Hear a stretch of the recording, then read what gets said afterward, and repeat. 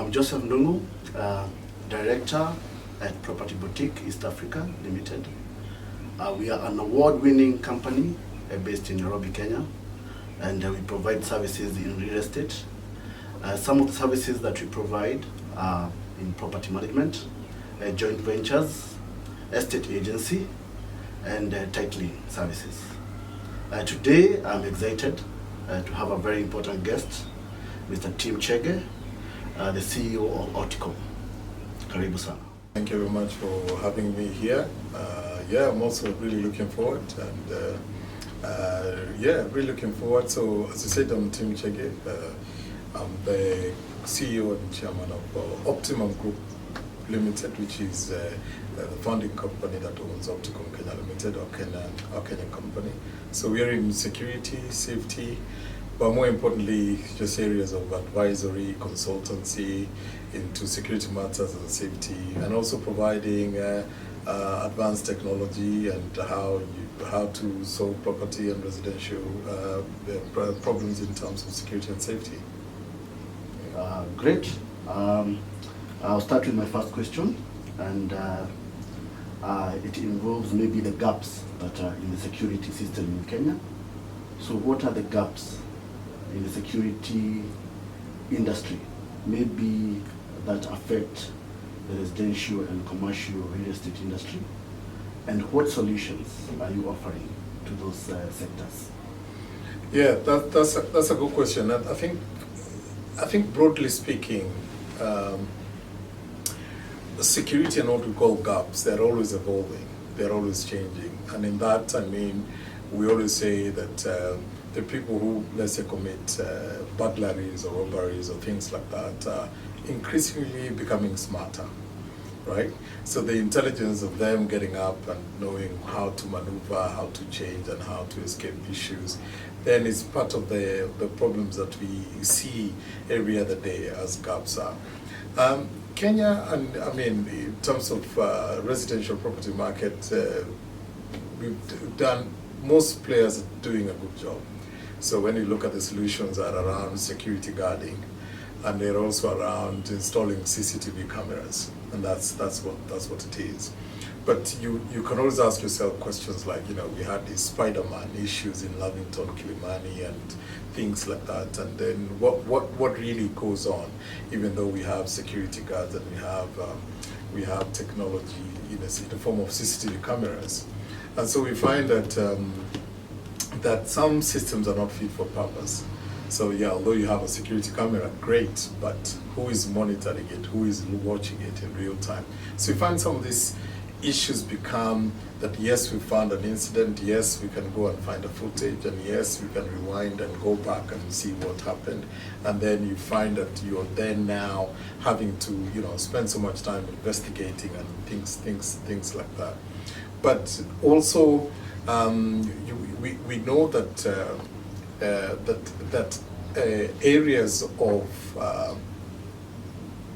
of theft and internal issues that happen, and whether those are captured well, is that's where we're seeing a lot of problems. So we are finding that probably the internal people who work within residential properties are the ones that know that flat number 14 is empty, nobody's living there anymore, so they'll probably come and then let people know and let people in, and those kind of things are there. So are they being managed? Are they being watched properly? So we find that there's a gap in certain areas like that. So I mean, our solutions is we say we don't provide security guards. We don't work with the human interface, that point of view, but we work with the technology. So we've had 25 years experience in property market, in UK and also in Kenya. So we understand, how does crime get committed? How do people cause crime? So we go into the depths of risk assessment first. So we risk assess. We know a property, they say in Karen, and a property in Umoja is a different in terms of what we need to do in terms of protection. For example, we say that they would be looking at, is there, so how crime gets committed is the first issue that we look at, and how we tackle the solution is that if if something is, there's a big opportunity than the risk, crime will be committed, right? So if I go to, let's say, Umoja or some other town, if I go there and break into a property, I could probably walk off with 10,000 shillings worth of stuff, and then maybe I'll go outside and I'll get a tire put across my neck and I'll be burnt to death. But if I go to Karen, I could probably leave with about half a million shillings or so. So the opportunity is higher, but the risk is lower. Because I can talk to the security guard at the gate and promise him something. He'll tell me that the people in the home they're not in. And then he'll go and tie himself, and I'll probably go and punch him a little bit. And then I'll walk in and come out to this kind of equipment. So if the risk is lower and the opportunity is higher, crime will be committed. So what's our job as Opticom? Our job is to increase the risk so that the opportunity is lower. So we are increasing the risk for them to be caught by way of technology, by way of observation, by way of preventative measures. So we put a camera with a speaker, and then from a remote center we can tell them to leave. We can tell them we've seen, we can call the police. So we are preventing the crime, not dealing with the incidents. And so we do that through advanced technology, which is how it works. I'd like to understand in terms of the arising issues in technology. Maybe how do you leverage AI in solving issues in the real estate market? Okay. So yeah, I mean, technology is advanced. When you look at technology that works into real estate, for example. So first, how we approach it is that we start with the risk assessment. We start with understanding what's the risk. So risk is in different levels.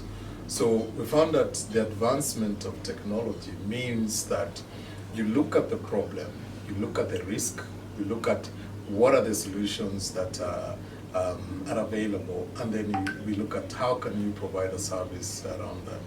So for us, we call it a PSS model. So, you've got a product, but let's say you need an access control, solution, an access control product that is going to manage how people come in and come out of an establishment, residential property, commercial. So it starts with an access control product. Then it moves on to, then you need some cameras to then see what the property is and how the property is looking like, and also what that is. But for a company like us, we tend to be more focused on, what we call an onion ring approach. So security in-depth approach. It means we layer it to the point where, as you peel an onion, you are left at the center of it, which is the asset. What is the asset we're protecting? So that becomes the most important thing that we look at from there. So the layering of it becomes the outside part is the environment, which means how quickly do the police respond. So you could have AI all you want, you could have all this technology, but what's the response? Then you look at the perimeter. What does the perimeter look like? Do we have enough cameras? Is there going to be a breach in the perimeter? No. Then we look at, another layer is the security guards. Are there guards patrolling? What are they using to patrol? So we have a wonderful product called Askari. Of course, that means that the guards patrolling every 20 minutes and therefore then creating a visibility. Then we move on to the next layer. So you could have burglar alarms, or you could have then the cameras that are then into the property. So we need to find out, as I said earlier, if the property is in Karen, or is in Umoja, or is in Kitisuru, is in there, we then, first of all, make sure we do a full risk assessment and a survey to really identify what's the problem. How quickly do the police respond? How quickly do the security guarding company, whoever there is moving, what are the assets we're looking at? What are the internal issues that are coming there? And then we then look at what technology do we use. So AI, as you put it, is quite wonderful. Maybe it will work at first of all, let's even look at another place. Let's say we're looking at visitor management systems, which means that do we know what visitors come into the property? Do we take the details? How are we taking the details? Is it through the book, or is it through a camera? I mean, it's through a system which digitizes all of this. So these are the things that we're deploying now to see. Let's look at how we're digitizing, and where is the human analytical connection to technology? So the human being and the connection for technology is also important. When we look at it, we speak about the Great Wall of China, right? So they built this wall going back 3,000 miles. And what happened was that the guards were bribed and the whole thing and expenditure and all these things that they did was almost useless because the guards were bribed and the people were able to come into what they were protecting. So let's not, so it's not about the technology and how much it, because it costs a lot of money, or some doesn't need to cost a lot of money, but how do we interface the human into that? Now AI and that technology is very useful. So we then provide.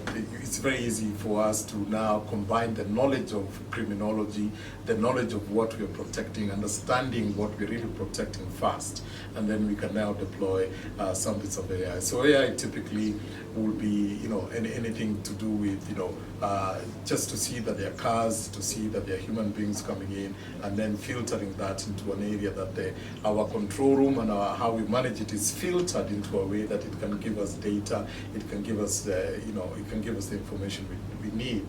So we found that you can't have information that is filtered much quicker. We are now looking out for anomalies.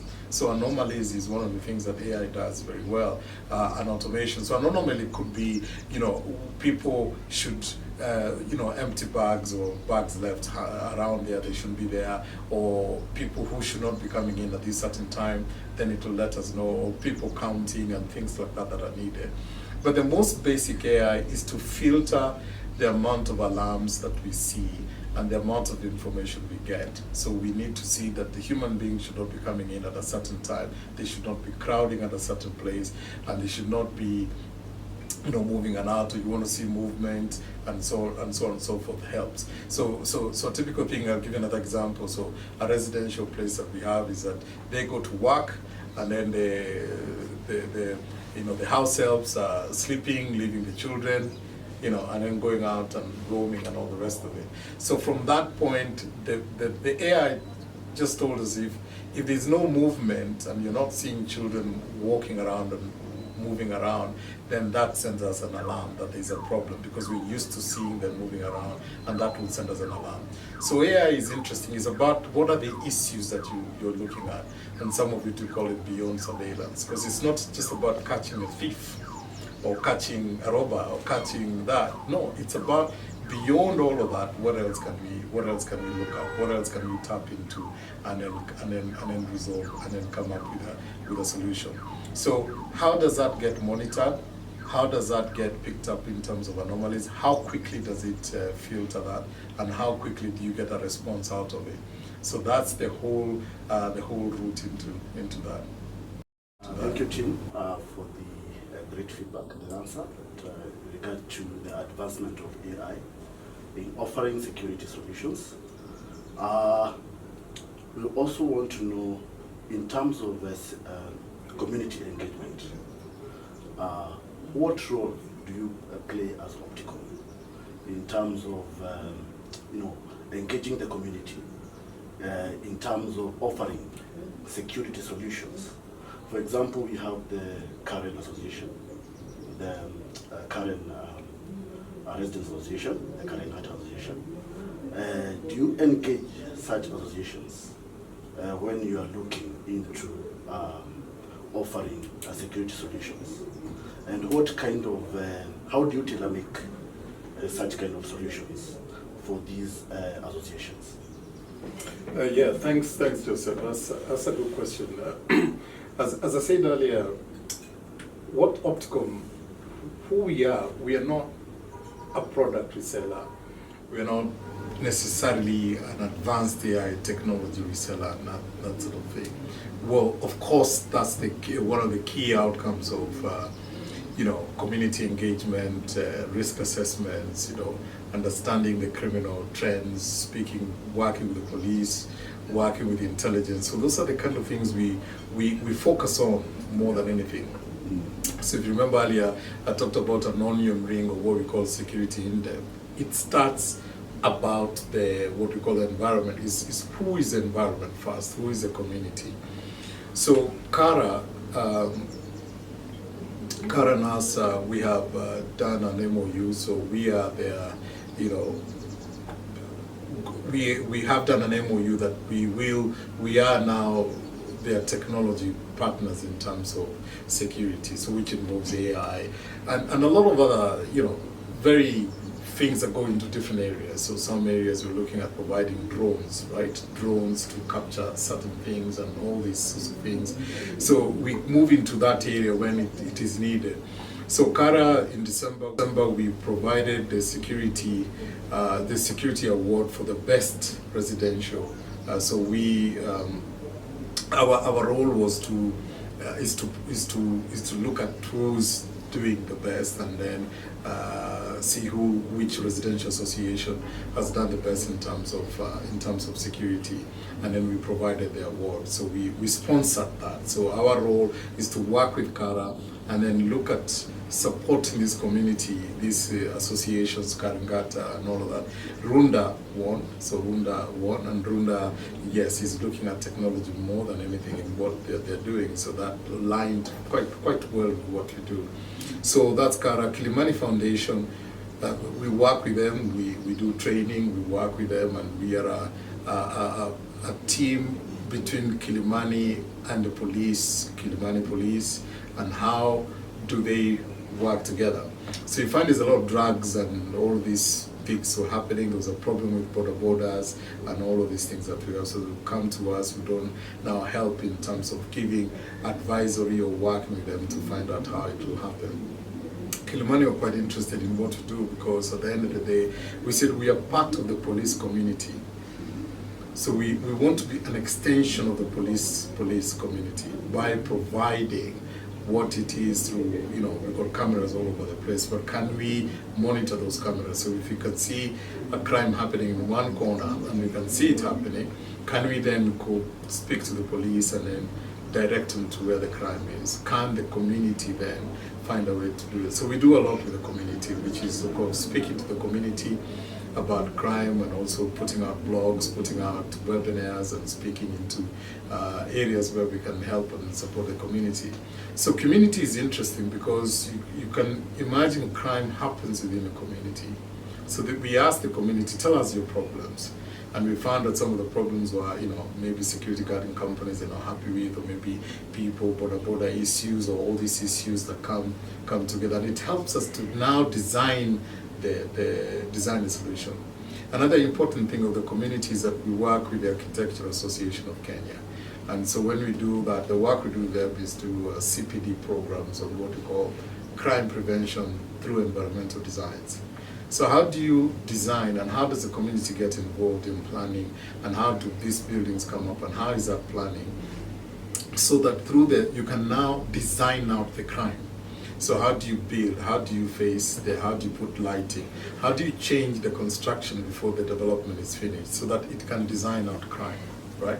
So some properties is that, you know, we need to have, you know, put the area of where people have lunch and, you know, workers where they have the canteen. Can you put the canteen in front of the building rather than at the back? So you provide natural surveillance.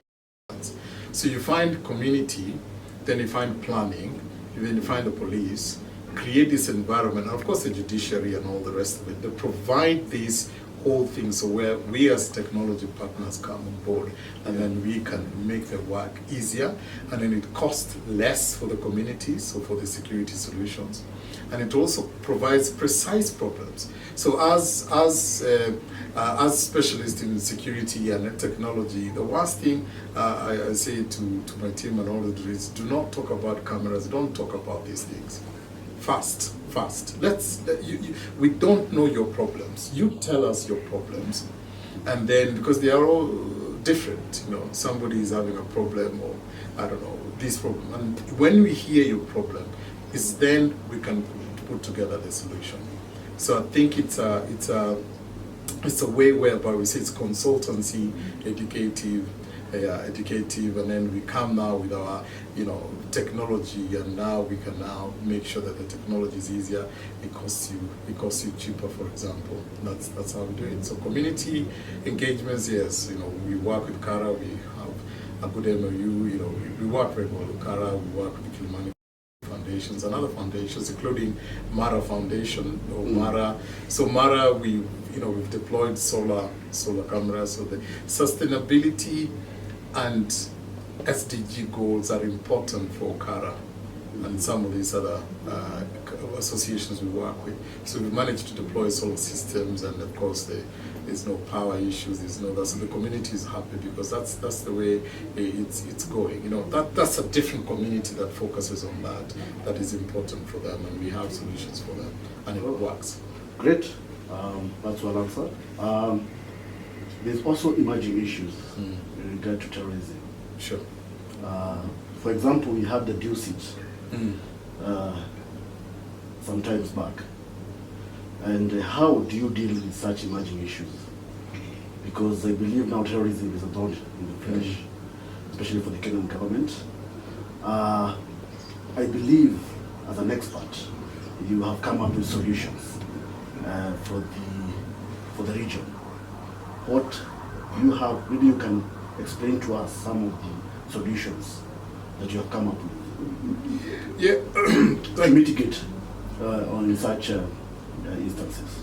Yeah, thank you for that. I mean, thank God we haven't had a lot of other issues on terrorism recently, but it is the thorn, you know.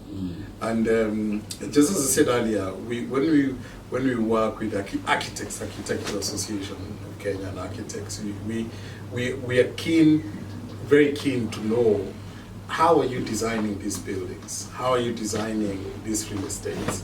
Can that really start from that point? So, you know, training is one factor. So people are getting more trained in terms of, if there's a terrorism situation, how do you go about it?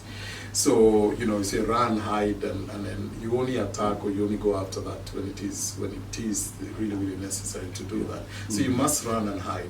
So you find like Westgate and the way they built Westgate and other places they built is like the, you know, security thinkings that have one entry and an exit, and that you can manage security well and you can see what you're controlling well. It isn't. In a terrorist thing, you need as many entrances and exits as you can, really, because remember, you need to run. If there's a terrorism thing, you need to find ways of quick escape. So it's, again, SEPTED, crime prevention through environmental design, is one of the things that we are working and training and talking to a lot of the developers quite well. In the UK, we work with a lot of developers that have taken on CPD programs that we go and teach in terms of, you know, design it this way. So you're designing a building, but then you've designed it glass all the way up, and the problem is that if it shatters, there's sharp nails and that causes even more harm. Education. So we're more educated, and we work with a lot of partners, and we, of course, work very well with government institutions that can provide some level of intelligence. But say Westgate or say Dusit, if they had a way to remotely monitor or to have a secondary monitoring place, you could see that, you know, maybe somebody would have seen that coming, maybe they would have directed the police, the soldiers better, maybe there would have been a place where certain things like that could be spotted, and the anomaly in that could be picked up.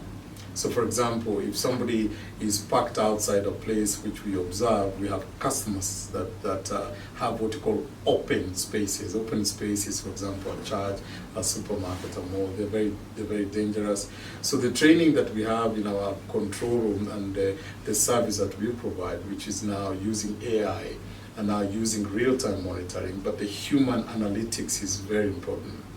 So our colleagues are trained at very high levels to see behavioral. So we call it behavioral management. It's a behavioral management. So, you know, if somebody's taking pictures, it's a problem. You know, why are you taking pictures? So we'd like you to be questioned. So we would send somebody from a remote position, would say, that guy is taking pictures, can you monitor that person? So they must know that they're being monitored. Behavior becomes very important to look at. You know, one of the training we provide is like, for example, Men in Black 2, where you have this little girl is holding a doll, and then as she's holding a doll, they're looking for these aliens, and they're targeting these people who look like terrorists, right? But then she turns out to be the alien, and everything goes out. So in behavioral training is that, so we've got technology, we've got cameras, so who's monitoring that? Who is looking at behavior that doesn't look right? Because now the terrorist doesn't look like what your terrorists in your pictures look like. It could be somebody who doesn't look like that, but certain behaviors we train thoroughly to look at certain behaviors. So remember, as I was saying, that there is these people committing crime and committing such, they're becoming more intelligent than others. The other thing we're advising is, of course, vetting, and how do you use much more technology to get things right. So you've got guards and you've got people who are the front line. How are they vetted? How are they trained to pick certain behavior and certain things that are not great, So so we work well. During COVID, our command center was selected as part of where I think at the time we had over 700,000 security guards, that we had a control center and a central place where they could call if they see any anomalies. So the government, I'm sure, would be working into things like that, training guards to be observant, to be the first people that see incidences that are not right in terms of terrorism, and then they'll be able to do that. So if you look at a simple residential place, hardly you find these issues. But when you look at people who they are being targeted, because the target in terrorism is where they can cause a lot of damage, and a lot of damage quickly. So then it becomes, from the gate, how do they get training? How do you digitize, whether it's cameras that can pick things that are there, there's anomalies where you can train the guards at the gate. We can digitize the process of when somebody comes in, are they taking their ID? Is it being digitally taken over? Can they be trained how to do it? In hotels where we do training, the hospitality industry, we train even the housekeepers that if they see a basket, people go with the basket, sometimes just check a bit, see what's in it, because sometimes they can come up with, they can see notes written that, let's meet at Westgate, and if something is not normal, then we do. So training, making people do better observations, and let them know that things that are being observed is not right. And then now these cameras, this technology, access control the cameras, and how do the cameras feed into how you can pick up any anomalies and areas like that, and then it works. So, but there are multiple layers. Terrorism is a bit complex, but there's multiple layers of how effectively you cannot put barriers 1, 2, 3 and be able to report, you'll be able to react quicker, and things like that is how it works. Yeah. Great. I'm just curious about, do you work with facilities managers in terms of, and architects, when they are designing buildings, to make sure that they're certified from the onset? So that where you come in terms of installing your technology, that as they do as they design these buildings, that you're involved from the onset, so that all the way to handover of the project, that it's certified as security compliant, and maybe the LEED certification. Do you work with these experts to make sure that you don't come back at the end, but you start with them from the onset to completion? Yeah. Thank you. That's a great question, Joseph. So remember earlier, there's something called risk. Is very, we really need to still talk about risk a lot. So you got risks, and then you have hazards, and you have all of that stuff. But at the end of it all, we need to look at what we call residual impact of risk. The residual impact of risk is that if we didn't look at it and really look at it from that point of view, the residual impact is very, very, very bad. So you had a building on Gong Road. I think there was a fire, but they had put bollards, and the fire engines could come through. So the fire engines just had to sit and just watch the whole thing, the thing happen. So when they're designing the building, you ponder the question: did they not see that, or why did they not see that? And then you see some designs of building, like where in Nakumatt many years ago, where they thought to chain, and then people burnt into the building. And of course, you mentioned the 2 seats and the west gates and stuff like that. So the CPD program we do, or when we speak to architects and look at architects, yes, they sometimes rely on the kind of what they've learned in school and what they've got. So they've got an education on septet, for example. They do get that generally. That's why when architects design buildings, they know they've got to put an 8-foot wall, they know they've got to put a gate. So that's in design, is in training, is in that. But the emerging issues, they're not quite trained on. And the emerging issues where there is a specific way where we then need to look at how are we looking at situational crime awareness. How do we look at what's the trending crime, and how do we then make sure that when we apply it, the technology we're applying is different. So yes, we do. So we do work with them, and somebody who built a building the other day came to us, and we advise them. So why are you putting the servants' court all the way at the back, and sometimes we're not in the country, but if you put it at the front or somewhere they can see the gate, it provides natural surveillance. And we look at things like target hardening. So when you look at certain, so the principles of crime prevention and how we do it, and when you're installing generators in a building where you're keeping them somewhere and they're being stolen every day, can you find a way to keep them and build it in a better place? But there's a different conversation around that, so about crime prevention and things like that. So we try and to train them. So you find architects and people who build, they rely a lot also on the mechanical and electrical engineers who are good at knowing where, they built a building, is 1,000 square feet, so the cameras should be placed here and there. That's fine. But I do ask them, as I spoke to someone was building a building and they were being told to put this type of cameras and that, and I asked them, so, why are you putting that? They said, oh, it's what they say. So we do look at it, and also the residual impact, as I mentioned earlier, is what they're now seeing architects, and it's more expensive. Yeah. So by the time the building is up, and by the time you now realize that there's an issue, you then have to change the building, and it's a lot more expensive. Yeah. So those conversations keep going on, but there are consultants who are very good at that, who go and advise the architects, and those consultants also do know what they're doing. But some of them don't realize that the system should be centralized. They should talk to other systems, and the human being should get involved, and the human analytics combined with the technology and all of that stuff should be combined, and that's how we see the whole picture, and we tend to advise it. Lastly, the planning is also people we've been talking to. So the planning is very, very important. So like in the UK, there's something called secured by design. Secured by design. So what that means that if you're a contractor building a building, so every thing you bring together, it has to be secured by design. So the locks must be maybe level 3, level 5 locks, that they are secure. The lighting that you put outside must be well.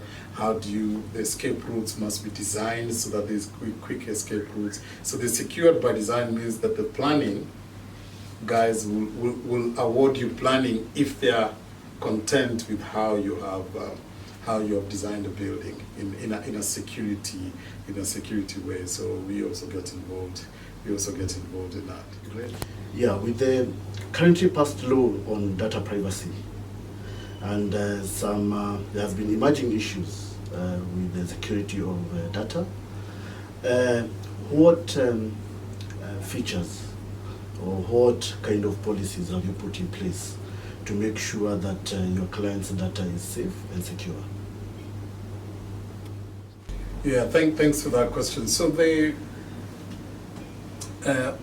ODPP is what regulates us, and that's to do with data privacy.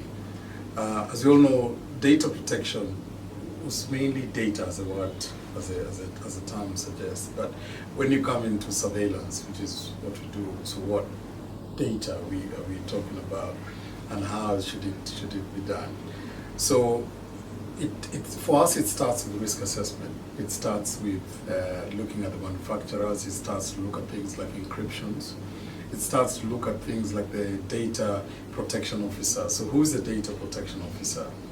So here is it. So if we got an area where there is surveillance needed, so what is the scope of that surveillance? So let's say, for example, a bank, where we work with banks, but the tellers and certain areas, we now use things like masking. So we mask the area, but what you get as footage is movement, and you can see it from kind of a thermal image, so which still gives you what you're looking for. So we are looking for somebody entered the room and they should not have entered the room and they're still there, and that gives us an alarm, an alert. So once you look at that, that's all we need. We don't need to see the face. So the principles of data protection is that, have you got data and information that can lead to your privacy breach? So what is privacy? An ID, something that can identify you, know you where you live, etc. So if you then look at that, that means that when you design the scope of works that we need to install, then have a solution, then remotely monitor. It means that we have to cover everything that is there. So in the UK, we have what we call a surveillance commissioner, so which has now gone in deeper into surveillance, as opposed to here there's data protection, great, but we are only talking about generally data. So with the surveillance commissioner is that if we have a footage, how far can we see it? How long are we keeping the footage? Have we got signage to say to the person moving across that area that they're being monitored? And then do we have a phone number that they can ring if they needed that data? And how do we store that data so that it doesn't get breached? So of course we have encryptions, and we store the data, some in cloud, and all these areas that cannot, have very securely. You know, as an example, some residential place in the UK that they got burgled. So when they got burgled, this lady came to this place and they said to them, "Can I have the footage?" And they said, "Yeah, we can help you, no problem." But when they gave her the footage, the issue was she realized, hold on, but you're monitoring my house. So then she sued them for data privacy, and she was awarded something like £17,000, which is a lot of money. So the problem without understanding that is incredibly wrong. And during one of these CARA meetings that I was speaking to, I spoke a lot into residents and how you should be careful who is coming to do your installations. What are the addresses you're giving them? So your IP addresses and the connections and the encryptions. How do you store that? How do you keep? Because they could install and come out with IP addresses and they can log back into your system. So how do we do that, and how are they regulated? The company that is installing, are they clearly regulated? So there are all these regulations that are very key. You know, PSRA, which is the Private Security Regulatory Authority, ODPP. You know, make sure that these people are regulated and follow whatever the rules are for this regulation. So the core thing is, who are the manufacturers? Because manufacturers have a duty. So the companies that then manufacture the cameras or access control or whatever solution that you're using for your security, they must really also show and prove that there's data. They have considered data privacy and data protection. Who are the installers? What are they doing? Have they been trained? Have they then given you back all the information in terms of that? And then for the monitoring, and if there's any monitoring, how are they managing data? So there is a lot of that. So some areas we monitor data, of course, or we monitor, and there is masking. We do masks, so some schools and some areas where we don't want to take children's pictures and things like that, so we do masking. Some of these areas we use just different types of technology and cameras that are able to do the same thing. So we've got a property, we've got an area where we're saying if somebody crosses this line, tell us. So, but we don't need a picture, we don't need a face, we don't need that, we don't really need to do that. So it's coming up with, again, what's the risk? How do you manage the risk? What assessments have you done to make sure that the data will not be breached? How do you show that? And how do you then keep with the regulation and your understanding? How do you train your staff, the installers, and of course the manufacturers? So it is a big thing, and it is starting to take shape in Kenya, but I think the policing of it needs to go a bit more deeper. Thank you for your insights on the emerging issues in the security industry. Maybe you can take us through on the emerging trends in the security industry in relation to the commercial and the residential real estate industry.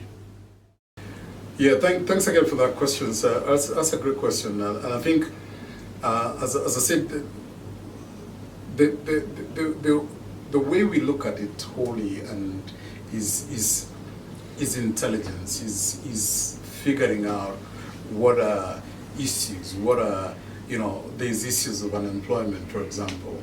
There are people building properties, right? There's issues of the trends in terms of how the government is changing, how we're looking at security, guarding, how we're looking at all those fast things that are moving.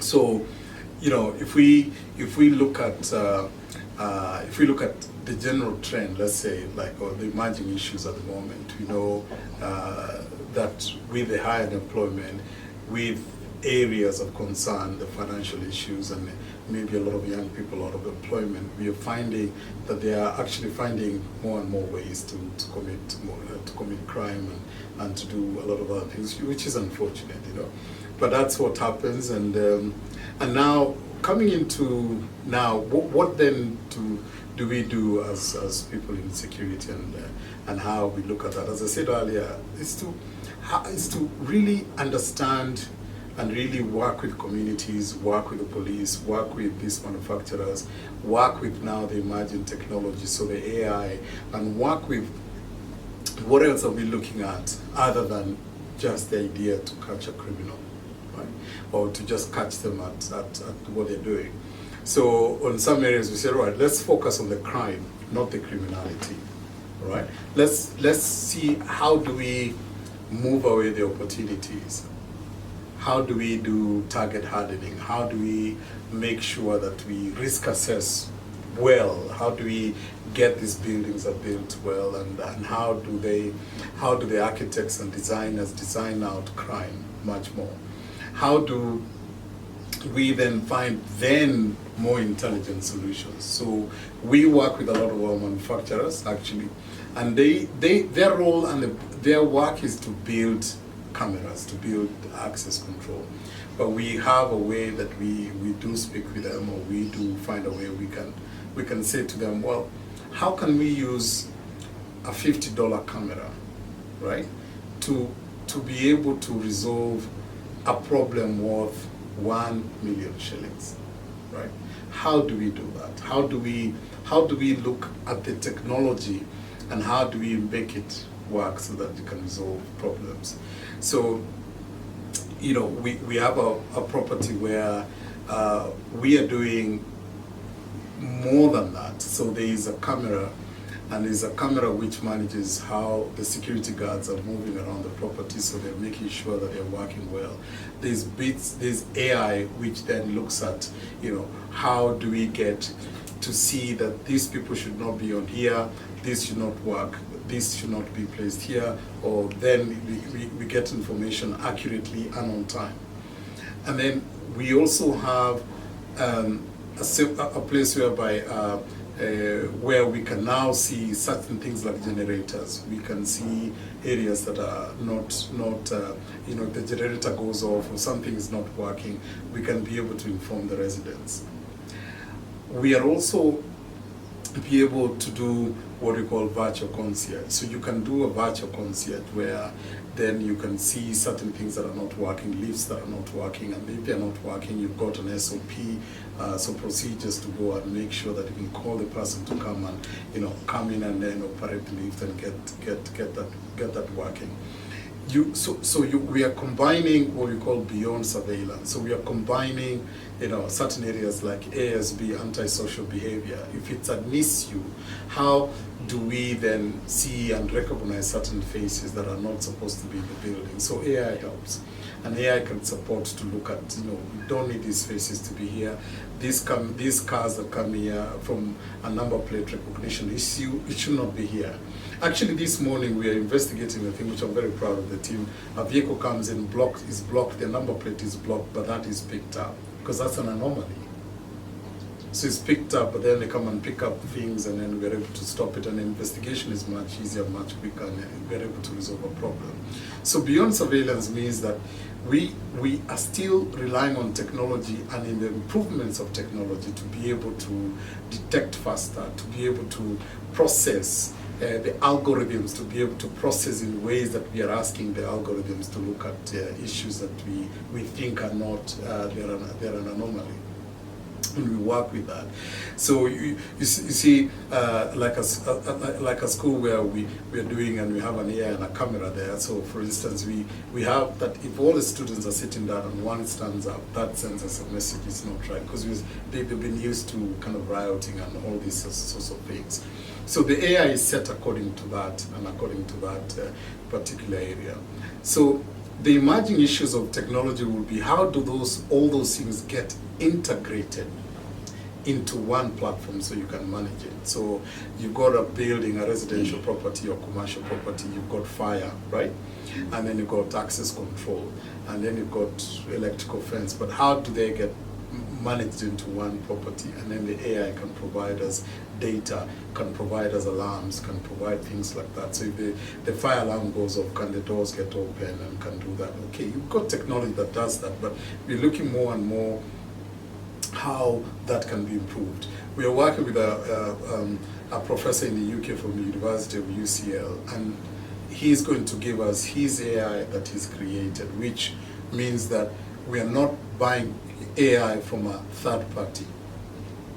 So AI is, you buy them from a third party, who then tells you the AI is 1, 2, 3.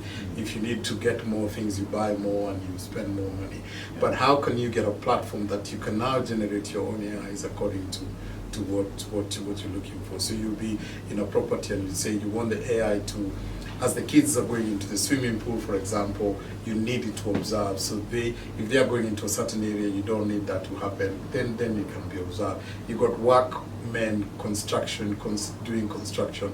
If you needed to pick, they're not wearing a face mask, or they're smoking cigarettes in an area that is in there, that AI is able to do that. So the emerging is that how do you move from an AI, which is a platform-based, you buy it from the shop as it is, and how do you generate more cameras on it? Okay, from manufacturers' cameras, now the AI is on the edge of the camera. I mean, it's at the face of the camera, and then it goes at the back, so it's easier to deploy nowadays. It's not that complicated thing.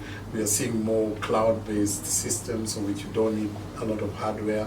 We are really seeing more simplicity in terms of how the alarms are picked up and how the AI is there now being processed. But in a way, our business is saying, how do we use the AI and create a service? What we do is a service. So we manage some properties that we manage. Is that when we see the tenants are about to 10 o'clock at night, they are moving out, it sends us an alarm. We are able to see that as an anomaly, and we tell the guard who them, and we can call the owner of the building and say, are you expecting these people to move out? No. And so we are helping out in terms of, because that's a unique problem, that's a unique problem. And so areas like that, and how do we turn that into a service? We are able to do that, and we are seeing that it's helping in cost cutting, it's helping in saving issues, it's helping in making sure that efficiencies in how people are managing properties and their commercial is helping and becoming more and more helpful. So we have deployed systems Ministry of Defense, Energy, and hospitals and other, but every problem is unique. And as we go out there, we have very good relationships with manufacturers and very good relationship with these market trends that, the minute they come up with a good solution, we're able to pick it up and say, all right, let's try it, and then we go for it. But for us, yes, it's the technology, it's advanced, it's great, but where does the human analytical and the human engagement with that comes in? And that's our strongest point that we have. So we bear the thing of design, understanding criminology, understanding the safety, understanding the trends, speaking, with intelligence, understanding all of that, and then we then say, okay, this is the emerging technology we can use, and the fusion of that is where we've seen, 70% of crimes going down, 70% of costs going down, the efficiency going up, workforce management going up, all these things are really going up. We've got a query to look at how do we stop, kind of the workers coming into a residential property, and every day they're changing, and crime is going up. They don't know what to do. So we've got a brilliant technology and solution. It's called Askari. And Askari Technologies, it's just something we've created locally, and it has how we are digitizing visitor management, and how we are trying to connect that with other institutions that that card or that ID card can come up as fake. We can see what it looks like, and how do we make sure that anybody moving into that complex is digitized. We know who they are. Security starts at the gate. Access control is where security problems start. And so as they go there, they will know they're being observed, because they will know that they left their details, and that helps to stop the behavior. So technology is a mixture of what is a trend in terms of the crime. Is it being operated at a low level, at a medium level, at a high level? And how do we then adapt the right technology to come into place? So that's what we do, and that's where we see the trends going. Thank you, Tim, for your insights, and also for your passion in changing the security landscape in Kenya and also outside Kenya. I've gotten a couple of insights in terms of how we can collaborate between property managers and then security experts like yourself. And I believe that you're looking at changing the landscape in terms of the solutions you offer by mainly leveraging technology and looking at ways that facilities management can be merged with security systems to create, actually better living standards for the residents, and create security systems that are affordable, and also look at solutions in terms of all sectors of looking at government, looking at hospitality industry, and also other sectors of the industry, of the economy. So we appreciate your time and look forward to working with you.